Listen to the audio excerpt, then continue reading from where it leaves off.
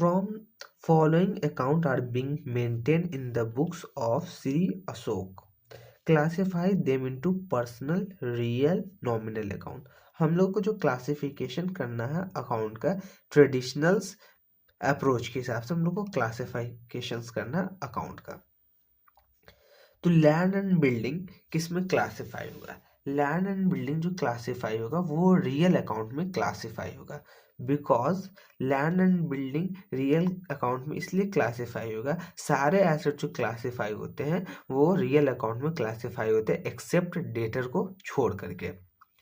तो land and building क्या चीज है? एसेट है, दैट्स वाई इसको हम लोग रियल अकाउंट में क्लासिफाई करेंगे। लैंड एंड बिल्डिंग को क्या क्लासिफाई करेंगे? रियल अकाउंट में। तो फर्स्ट नंबर वाले लैंड एंड बिल्डिंग को क्लासिफाई करेंगे रियल अकाउंट में। एक्साइज ड्यूटी, एक्साइज ड्यूटी को किस में क्लासिफाई करेंगे? Excise duty is our expense, और एक्सपेंस को किस में क्लासिफाई करते हैं? नॉमिनल अकाउंट में क्लासिफाई करते हैं, क्योंकि नॉमिनल अकाउंट में expense, losses, income and revenue को क्लासिफाई करते हैं। एक्साइज ड्यूटी को नॉमिनल अकाउंट में क्लासिफाई करते हैं। 2 नंबर पे हम लोगों ने लिख दिया। 2 नंबर पे क्या? एक्साइज ड्यूटी है। थर्ड है creditor, creditor is our liabilities. तो जितनी भी लाइबिलिटीज है उसको कहाँ क्लासिफाई करते हैं? पर्सनल अकाउंट में क्लासिफाई करते हैं। थर्ड कहाँ क्लासिफाई होगा? थर्ड आइटम पर्सनल अकाउंट में क्लासिफाई होगा।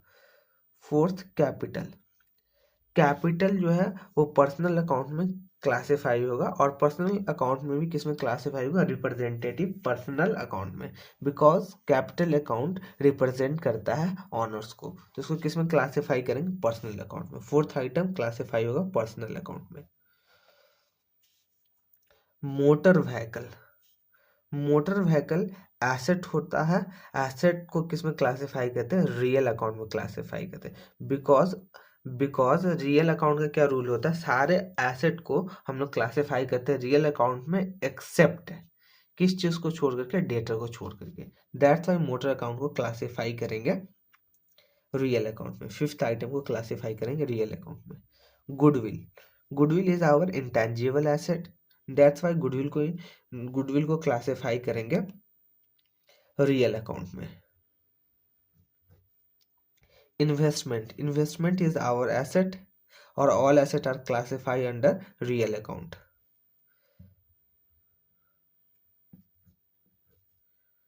Salary, salary is our expenses, and all expenses और losses classified under nominal account. 8 item को क्लासिफाई करेंगे नॉमिनल अकाउंट में। डेटर, डेटर क्लासिफाई होगा पर्सनल अकाउंट में। डेटर क्लासिफाई होगा पर्सनल अकाउंट, पर्सनल अकाउंट में भी किस में क्लासिफाई होगा? रिप्रेजेंटेटिव पर्सनल अकाउंट में। 9 नंबर आइटम पर्सनल अकाउंट में क्लासिफाई होगा। Bad debts, bad debts is our losses, तो लॉसेस किस में क्लासिफाई होता है? नॉमिनल अकाउंट में। एक्सपेंसेस और लॉसेस क्लासिफाई होता है नॉमिनल अकाउंट में। Depreciation, depreciation is our expenses, expenses classify होता है नॉमिनल अकाउंट में। 11 आइटम क्लासिफाई होगा नॉमिनल अकाउंट में। Wages, wages is our expenses, wages classify करेंगे नॉमिनल अकाउंट में। 12 नंबर राइट। रिपेयर, रिपेयर भी क्लासिफाई होगा नॉमिनल अकाउंट में, बिकॉज ये एक्सपेंस है। रमेश ए डेटर है, डेटर किस में क्लासिफाई होता है? पर्सनल अकाउंट में। पर्सनल अकाउंट में भी किस में? रिप्रेजेंटेटिव पर्सनल अकाउंट में। तो जितने नंबर पे वो हम पुट कर दे रहे हैं किस में क्लासिफाई होगा। सैलरी अकाउंट, डेटर अकाउंट, ये सब लिखने के बजाय हम सिर्फ उसका नंबर पुट कर दे रहे हैं।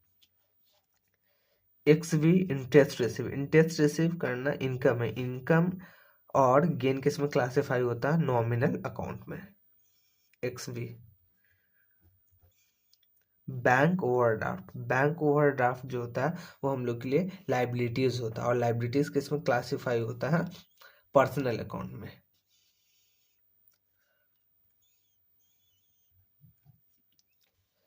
परचेज रिटर्न, परचेज करना हम लोग के लिए एक्सपेंसेस है, तो रिटर्न करना भी हम लोग के एक्सपेंसेस को डिक्रीज करेगा। तो एक्सपेंसेस से रिलेटेड आइटम जो होगा वो क्लासीफाई करते हैं नॉमिनल अकाउंट में।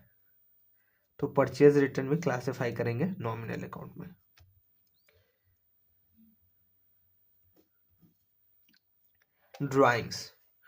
ड्राइंग्स किसको रिप्रेजेंट करता है? ऑनर्स को रिप्रेजेंट करता है। तो ऑनर ने जितना अमाउंट विड्रॉ करके ले गया है बिजनेस से, वो किस चीज को रिप्रेजेंट करता है? ड्राइंग्स के थ्रू हम लोग रिप्रेजेंट करते हैं। तो ड्राइंग्स किस में क्लासीफाई होगा? पर्सनल अकाउंट में क्लासीफाई होगा। पर्सनल में भी रिप्रेजेंटेटिव पर्सनल अकाउंट। और freight is our expense classify होता है नॉमिनल अकाउंट में। Return inward means sales return है। तो सेल्स करना रेवेन्यू है, तो वो क्लासीफाई होता है नॉमिनल अकाउंट में। अगर वो रिटर्न हुआ तो वो हमारे सेल्स में से लेस हो जाएगा। तो रिटर्न इनवर्ड भी क्लासीफाई करेंगे नॉमिनल अकाउंट में। तो हम लोगों ने क्लासिफिकेशन डिस्कस कर लिया फर्स्ट प्रॉब्लम का ट्रेडिशनल अप्रोच से। Second problem number 2, classify the following into asset, liability, capital, expense and revenue. जो आइटम हम लोग को गिवन है उसको क्लासिफिकेशन करना है मॉडर्न अप्रोच के हिसाब से। लैंड इज आवर एसेट, तो लैंड को क्लासिफाई कर देंगे एसेट में। फर्स्ट लैंड एसेट में चला जाएगा। सेकेंड इन्वेस्टमेंट भी एसेट में क्लासिफाई होगा। थर्ड बिल्डिंग भी एसेट में क्लासिफाई होगा, बिकॉज इसका फ्यूचर में बेनिफिट मिलेगा हम लोग को। इंटरेस्ट रिसीव करना हम लोग के लिए इनकम है, और ये किस में क्लासिफाई होगा? रेवेन्यू अकाउंट में क्लासिफाई होगा।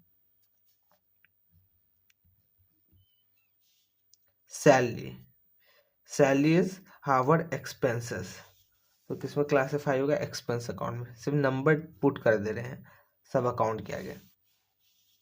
बैंक ओवरड्राफ्ट करने का मतलब बैंक में अमाउंट डिपॉजिट कितना है? बैंक में 1 लाख रुपए डिपॉजिट है, और हम लोग विड्रू कितना कर लिए? 1,20,000 रुपये। मतलब 20,000 रुपये ज़्यादा विड्रू कर लिए बैंक से। तो ये 20,000 रुपये का क्या चीज़ हो गया? बैंक ओवरड्राफ्ट हो गया। ये हम लोग के लिए एक तरीके का ऑब्लिगेशंस होता है, या हम लोगों ने 20,000 रुपये जो एक्स्ट्रा निकाला है, जितना अकाउंट में बैलेंसेस है उससे ज़्यादा हमने 20,000 रुपये निकाला। तो ये ऑब्लिगेशन है कि 20,000 रुपये हम लोग को बैंक को रिटर्न करना है। तो 6 नंबर आइटम वो कहाँ क्लासिफाई होगा? लाइबिलिटीज में क्लासिफाई होगा।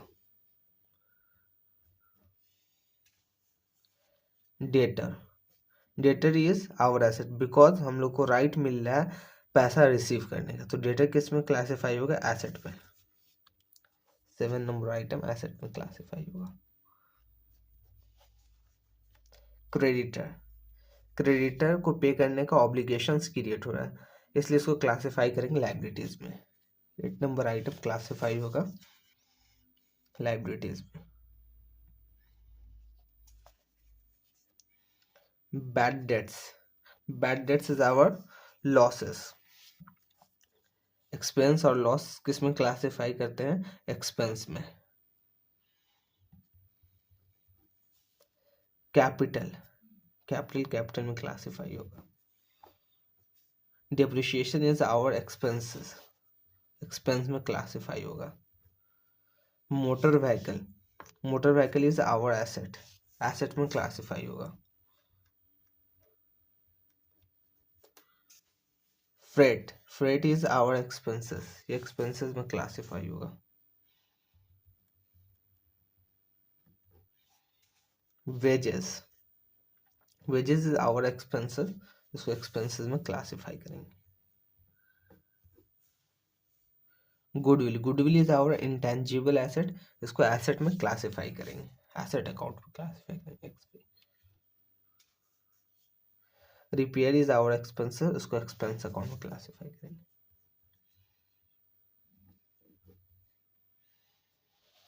तो हम लोगों ने दो प्रॉब्लम डिस्कस कर लिया। प्रॉब्लम नंबर 3 पे आते हैं।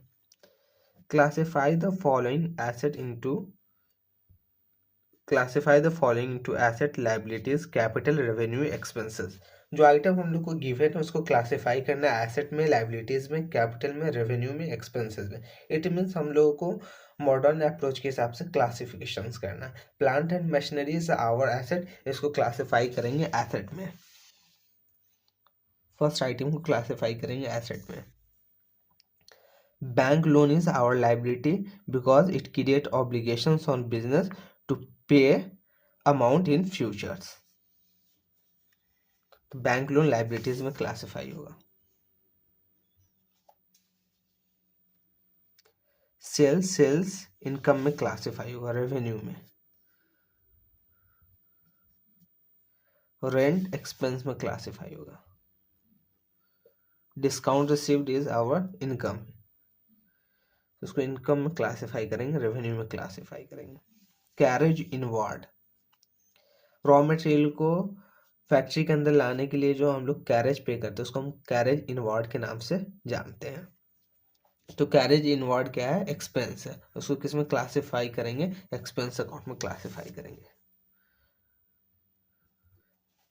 कैरेज आउटवार्ड, फैक्ट्री से फिनिश प्रोडक्ट बाहर ले जाने के लिए जो यूज करते हैं, जो वेजेस, जो कैरेज पे करते हैं उसको हम कैरेज आउटवार्ड के नाम से जानते हैं। वो भी हम लोग का एक्सपेंस है, उसको एक्सपेंस में क्लासिफाई करेंगे। कैरेज आउटवार्ड के बाद परचेजेस इज आवर एक्सपेंसेस, उसको एक्सपेंस में क्लासिफाई करेंगे। वेजेस इज आवर एक्सपेंसेस, उसको एक्सपेंस में क्लासिफाई करेंगे। एडवांस इनकम इट मीन्स हम लोगों ने गुड्स डिलीवर नहीं किया और सर्विसेज रेंडर्ड नहीं किया, बट हम लोग को पैसा रिसीव हो गया है एडवांस में। तो ये एडवांस इनकम, ये ऑब्लिगेशंस क्रिएट कर रहा है हम लोग पे कि हम लोग को या तो गुड्स डिलीवर करना है या तो सर्विसेज रेंडर करना है फ्यूचर में। तो ये ऑब्लिगेशंस क्रिएट कर रहा है, दैट्स वाई इसको क्लासिफाई करेंगे लायबिलिटी अकाउंट में।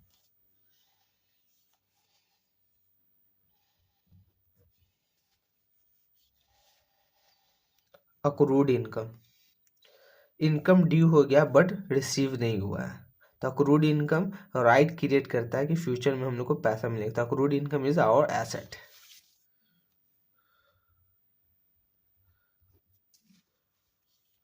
Goodwill is our intangible asset.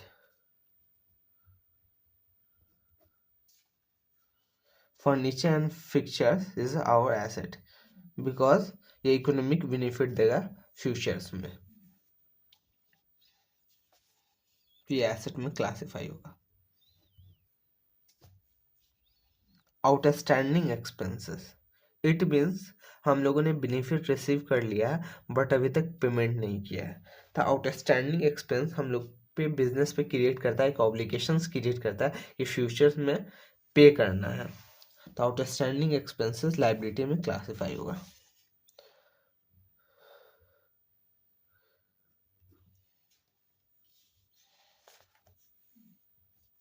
Capital में क्लासिफाई होगा।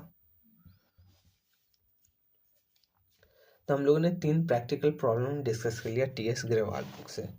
Accounting procedures, rule of debit credit पे, क्लासिफिकेशंस पे बेस है तीनों प्रॉब्लम। फर्स्ट जो था वो ट्रेडिशनल अप्रोच पे बेस्ड था और सेकेंड और थर्ड जो बेस्ड था वो मॉडर्न अप्रोच पे बेस्ड था।